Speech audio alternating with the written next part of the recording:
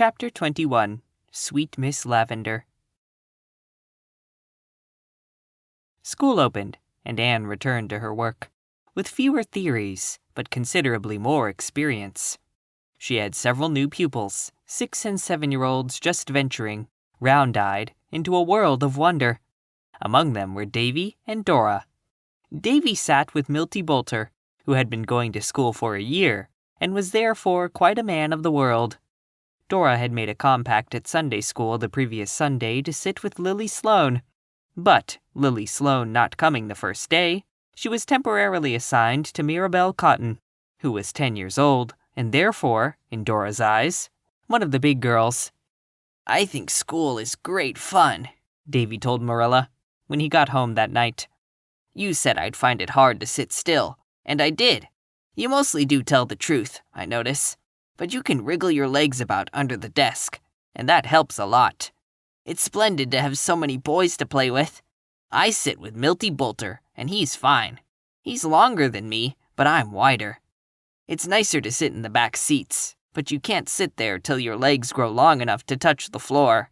Milty drawed a picture of Anne on his slate, and it was awful ugly, and I told him if he made pictures of Anne like that, I'd lick him at recess. I thought first I'd draw one of him, and put horns and a tail on it, but I was afraid it would hurt his feelings, and Anne says you should never hurt anyone's feelings. It seems it's dreadful to have your feelings hurt. It's better to knock a boy down than hurt his feelings, if you must do something. Milty said he wasn't scared of me, but he'd just as soon call it somebody else to oblige me, so he rubbed out Anne's name and printed Barbara Shaw's under it. Milty doesn't like Barbara, 'cause she calls him a sweet little boy, and once she patted him on his head." Dora said primly that she liked school, but she was very quiet, even for her, and when at twilight Marilla bade her go upstairs to bed, she hesitated and began to cry. I'm frightened," she sobbed. I don't want to go upstairs alone in the dark." "What notion have you got into your head now?" demanded Marilla. "I'm sure you've gone to bed alone all summer, and never been frightened before." Dora still continued to cry, so Anne picked her up, cuddled her sympathetically, and whispered, "Tell Anne all about it, sweetheart. What are you frightened of?" Of Mirabel Cotton's uncle," sobbed Dora. "Mirabel Cotton told me all about her family today in school. Nearly everybody in her family has died. All her grandfathers and grandmothers, and ever so many uncles and aunts. They have a habit of dying, Mirabel says. Mirabel's awful proud of having so many dead relations, and she told me what they all died of, and what they said, and how they looked in their coffins. And Mirabel says one of her uncles was seen walking around the house after he was buried. Her mother saw him. I don't mind the rest so much, but I can't help thinking about that uncle." Anne went upstairs with Dora and sat by her until she fell asleep. The next day, Mirabel Cotton was kept in at recess, and gently but firmly given to understand that when you were so unfortunate as to possess an uncle who persisted in walking about houses after he had been decently interred, it was not in good taste to talk about that eccentric gentleman to your deskmate of tender years. Mirabel thought this very harsh. The Cottons had not much to boast of. How was she to keep up her prestige among her schoolmates if she were forbidden to make capital out of the family ghost? September slipped by into a gold and crimson graciousness of October. One Friday evening, Diana came over. "I've a letter from Ella Kimball today, Anne, and she wants us to go over to tea tomorrow afternoon to meet her cousin, Irene Trent, from town. But we can't get one of our horses to go, for they'll all be in use tomorrow, and your pony is lame. So I suppose we can't go." "Why can't we walk?" suggested Anne. "If we go straight back through the woods, we'll strike the West Grafton Road not far from the Kimball place. I was through that way last winter, and I know the road. It's no more than 4 miles, and we won't have to walk home, for Oliver Kimball will be sure to drive us. He'll be only too glad of the excuse, for he goes to see Carrie Sloane, and they say his father will hardly ever let him have a horse." It was accordingly arranged that they should walk, and the following afternoon they set out, going by way of Lover's Lane to the back of the Cuthbert farm, where they found a road leading into the heart of acres of glimmering beech and maple woods, which were all in a wondrous glow of flame and gold, lying in a great purple stillness and peace. "It's as if the year were kneeling to pray in a vast cathedral full of mellow, stained light, isn't it?" said Anne dreamily. "It doesn't seem right to hurry through it, does it? It seems irreverent, like running in a church." "We must hurry, though," said Diana, glancing at her watch. "We've left ourselves little enough time as it is." "Well, I'll walk fast, but don't ask me to talk," said Anne, quickening her pace. "I just want to drink the day's loveliness in. I feel as if she were holding it out to my lips, like a cup of airy wine, and I'll take a sip at every step." Perhaps it was because she was so absorbed in drinking it in that Anne took the left turning when they came to a fork in the road. She should have taken the right, but ever afterward she counted it the most fortunate mistake of her life. They came out finally to a lonely, grassy road, with nothing in sight along it but ranks of spruce saplings. "Why, where are we?" exclaimed Diana in bewilderment. "This isn't the West Grafton Road." "No, it's the Baseline Road in Middle Grafton," said Anne, rather shamefacedly. "I must have taken the wrong turning at the fork. I don't know where we are exactly, but we must be all of 3 miles from Kimble still." "Then we can't get there by 5, for it's 4:30 now," said Diana, with a despairing look at her watch. "We'll arrive after they have had their tea, and they'll have all the bother of getting ours over again." "We'd better turn back and go home," suggested Anne humbly, but Diana, after consideration, vetoed this. "No, we may as well go and spend the evening, since we have come this far." A few yards further on, the girls came to a place where the road forked again.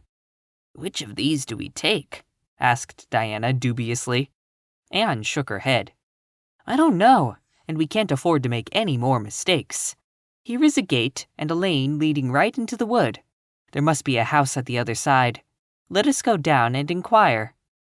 "What a romantic old lane this is," said Diana, as they walked along its twists and turns. It ran under patriarchal old firs, whose branches met above, creating a perpetual gloom in which nothing except moss could grow. On either hand were brown wood floors, crossed here and there by fallen lances of sunlight. All was very still and remote, as if the world and the cares of the world were far away. "I feel as if we were walking through an enchanted forest," said Anne, in a hushed tone. "Do you suppose we'll ever find our way back to the real world again, Diana? We shall presently come to a palace with a spellbound princess in it, I think."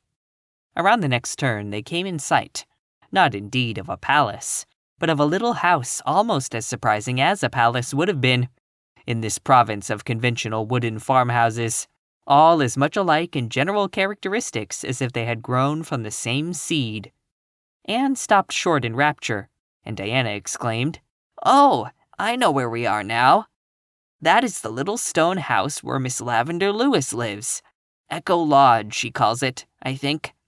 I've often heard of it, but I've never seen it before. Isn't it a romantic spot?" "It's the sweetest, prettiest place I ever saw or imagined," said Anne delightedly. "It looks like a bit out of a storybook or a dream." The house was a low-eaved structure built of undressed blocks of Red Island sandstone, with a little peaked roof out of which peered 2 dormer windows, with quaint wooden hoods over them, and 2 great chimneys. The whole house was covered with a luxuriant growth of ivy, finding easy foothold on the rough stonework, and turned by autumn frosts to most beautiful bronze and wine-red tints.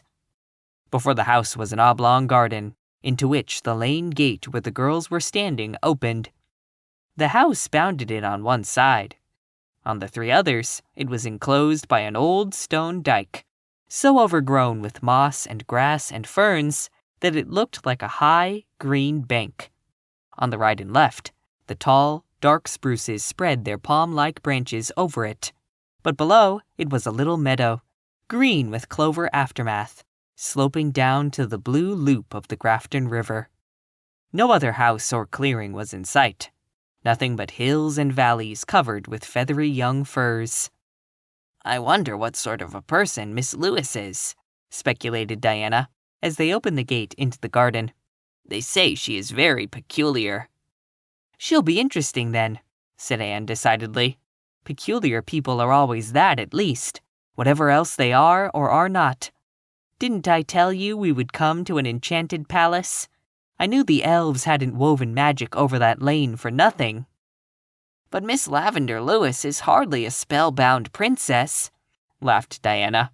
"She's an old maid. She's 45 and quite gray, I've heard." "Oh, that's only part of the spell," asserted Anne confidently.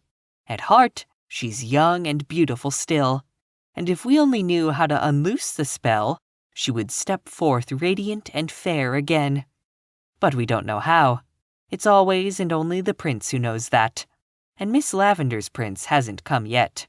Perhaps some fatal mischance has befallen him, though that's against the law of all fairy tales." "I'm afraid he came long ago and went away again," said Diana. "They say she used to be engaged to Stephen Irving, Paul's father, when they were young, but they quarreled and parted." "Hush," warned Anne. "The door is open." The girls paused in the porch under the tendrils of ivy and knocked at the open door. There was a patter of steps inside, and a rather odd little personage presented herself. A girl of about 14, with a freckled face, a snub nose, a mouth so wide that it did really seem as if it stretched from ear to ear, and 2 long braids of fair hair, tied with 2 enormous bows of blue ribbon. "Is Miss Lewis at home?" asked Diana. "Yes, ma'am. Come in, ma'am. I'll tell Miss Lavendar you're here, ma'am.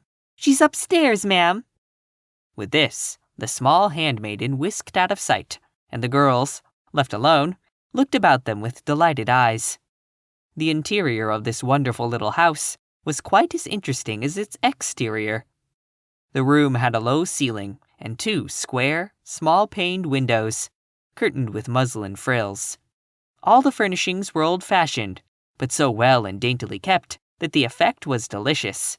But it must be candidly admitted that the most attractive feature, to 2 healthy girls who had just tramped 4 miles through autumn air, was a table set out with pale blue china and laden with delicacies, while little golden-hued ferns scattered over the cloth gave it what Anne would have termed a festal air. "Miss Lavendar must be expecting company to tea," she whispered. "There are 6 places set. But what a funny little girl she has. She looked like a messenger from Pixieland. I suppose she could have told us the road, but I was curious to see Miss Lavendar. She's coming." And with that, Miss Lavendar Lewis was standing in the doorway. The girls were so surprised that they forgot good manners and simply stared. They had unconsciously been expecting to see the usual type of elderly spinster, as known to their experience, a rather angular personage, with prim gray hair and spectacles. Nothing more unlike Miss Lavendar could possibly be imagined. She was a little lady, with snow-white hair beautifully wavy and thick, and carefully arranged in becoming puffs and coils. Beneath it was an almost girlish face, pink-cheeked and sweet-lipped, with big, soft brown eyes and dimples. Actually dimples. She wore a very dainty gown of cream muslin with pale-hued roses on it, a gown which would have seemed ridiculously juvenile on most women of her age, but which suited Miss Lavendar so perfectly that you never thought about it at all. "Charlotta the Fourth says that you wish to see me," she said, in a voice that matched her appearance. "We wanted to ask the right road to West Grafton," said Diana. "We are invited to tea at Mr. Kimball's, but we took the wrong path coming through the woods and came out to the baseline instead of the West Grafton Road. Do we take the right or the left turning at your gate?" "The left," said Miss Lavendar, with a hesitating glance at her tea table. Then she exclaimed, as if in a sudden little burst of resolution, "But oh, won't you stay and have tea with me?" Please do. Mr. Kimball's will have tea over before you get there. And Charlotta the Fourth and I will be so glad to have you." Diana looked mute inquiry at Anne. "We'd like to stay," said Anne promptly, for she had made up her mind that she wanted to know more of this surprising Miss Lavendar. "If it won't inconvenience you. But you are expecting other guests, aren't you?" Miss Lavendar looked at her tea table again and blushed. "I know you'll think me dreadfully foolish," she said. "I am foolish, and I'm ashamed of it when I'm found out. But never unless I am found out. I'm not expecting anybody. I was just pretending I was. You see, I was so lonely. I love company. That is, the right kind of company. But so few people ever come here, because it is so far out of the way. Charlotta the Fourth was lonely too. So I just pretended I was going to have a tea party. I cooked for it, and decorated the table for it, and set it with my mother's wedding china. And I dressed up for it." Diana secretly thought Miss Lavendar quite as peculiar as report had pictured her. The idea of a woman of 45 playing at having a tea party, just as if she were a little girl. But Anne of the shining eyes exclaimed joyfully, "Oh, do you imagine things too?" That, too, revealed a kindred spirit to Miss Lavendar. "Yes, I do," she confessed, boldly. "Of course, it's silly in anybody as old as I am. But what is the use of being an independent old maid if you can't be silly when you want to? And when it doesn't hurt anybody? A person must have some compensations. I don't believe I could live at times if I didn't pretend things. I'm not often caught at it, though, and Charlotta the Fourth never tells. But I'm glad to be caught today, for you have really come, and I have tea all ready for you. Will you go up to the spare room and take off your hats? It's the white door at the head of the stairs. I must run out to the kitchen and see that Charlotta the Fourth isn't letting the tea boil. Charlotta the Fourth is a very good girl, but she will let the tea boil." Miss Lavendar tripped off to the kitchen on hospitable thoughts intent, and the girls found their way up to the spare room, an apartment as wide as its door, lighted by the ivy-hung dormer window, and looking, as Anne said, like the place where happy dreams grew. "This is quite an adventure, isn't it?" said Diana. "And isn't Miss Lavendar sweet, if she is a little odd? She doesn't look a bit like an old maid." "She looks just as music sounds, I think," answered Anne.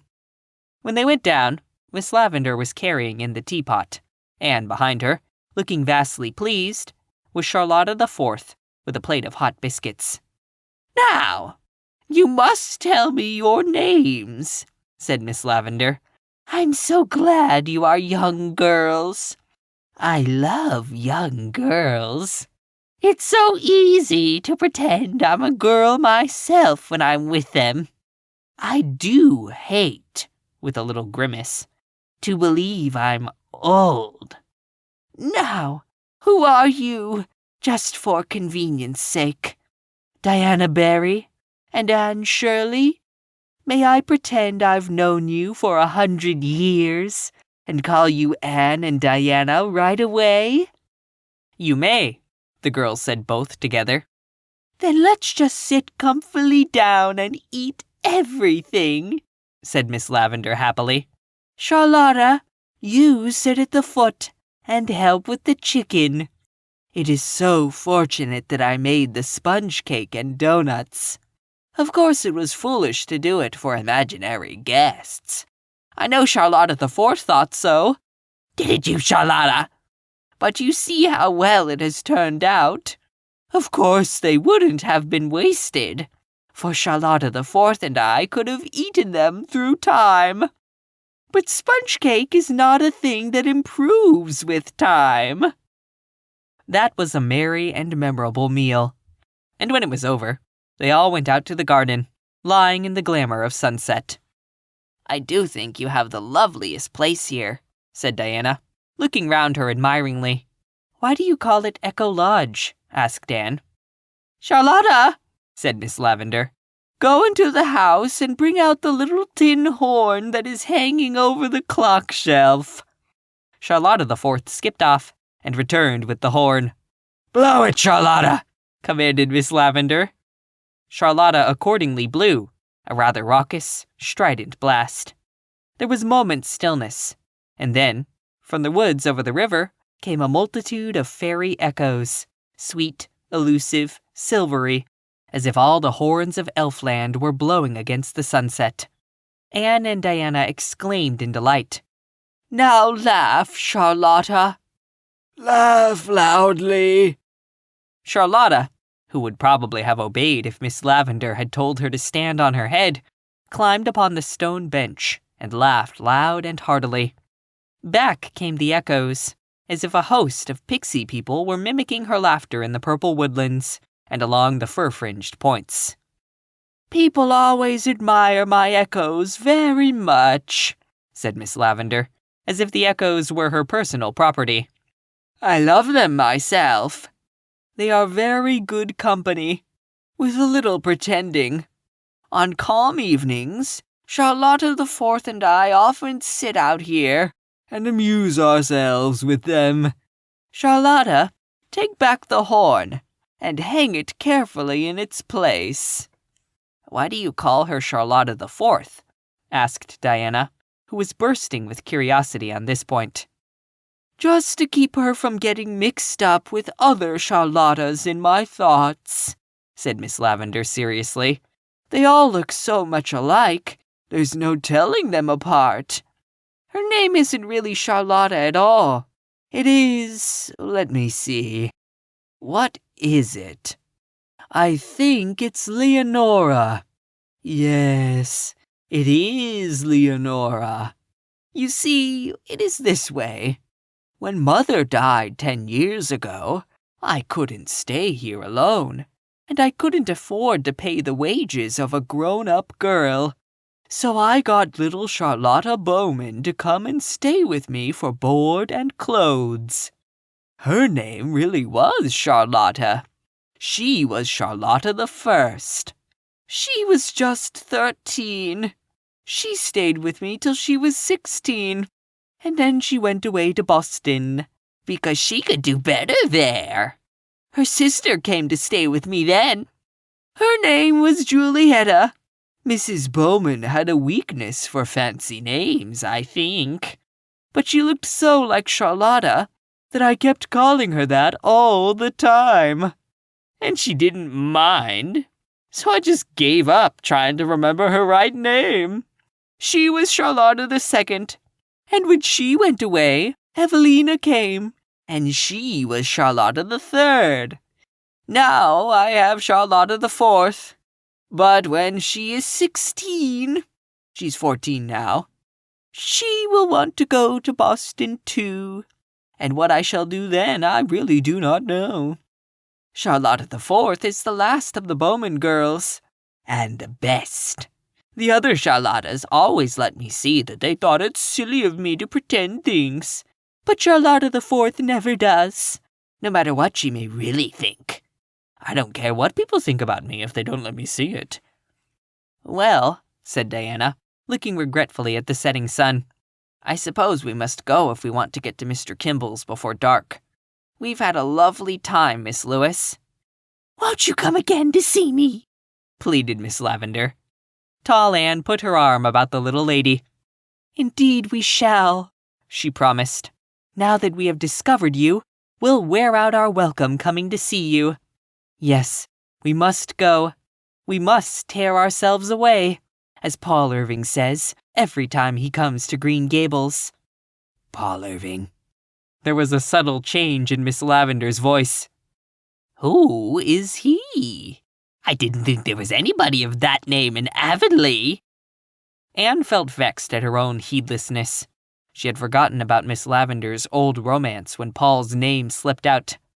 He is a little pupil of mine, she explained slowly. He came from Boston last year to live with his grandmother, Mrs. Irving of the Shore Road. Is he Stephen Irving's son? Miss Lavendar asked, bending over her namesake border so that her face was hidden. Yes. I'm going to give you girls a bunch of lavender apiece, said Miss Lavendar brightly, as if she had not heard the answer to her question. It's very sweet, don't you think? Mother always loved it. She planted these borders long ago. Father named me Lavender because he was so fond of it. The very first time he saw Mother was when he visited her home in East Grafton with her brother. He fell in love with her at first sight, and they put him in the spare room bed to sleep, and the sheets were scented with lavender, and he lay awake all night and thought of her. He always loved the scent of lavender after that, and that was why he gave me the name. Don't forget to come back soon, girls, dear. We'll be looking for you, Charlotte the Fourth and I. She opened the gate under the firs for them to pass through. She looked suddenly old and tired. The glow and radiance had faded from her face. Her parting smile was as sweet with ineradicable youth as ever. When the girls looked back from the first curve in the lane, they saw her sitting on the old stone bench under the silver poplar in the middle of the garden, with her head leaning wearily on her hand. She does look lonely, said Diana softly. We must come often to see her. I think her parents gave her the only right and fitting name that could possibly be given her, said Anne. If they had been so blind as to name her Elizabeth or Nellie or Muriel, she must have been called Lavender just the same, I think. It's so suggestive of sweetness and old-fashioned graces and silk attire. Now my name just smacks of bread and butter, patchwork and chores. Oh, I don't think so, said Diana. Anne seems to me real stately, and like a queen. But I'd like Karen Hoppock if it happened to be your name. I think people make their names nice or ugly just by what they are themselves. I can't bear Josie or Gertie for names now, but before I knew the Pye girls, I thought them real pretty. That's a lovely idea, Diana, said Anne enthusiastically. Living so that you beautify your name, even if it wasn't beautiful to begin with. Making it stand in people's thoughts for something so lovely and pleasant that they never think of it by itself. Thank you, Diana.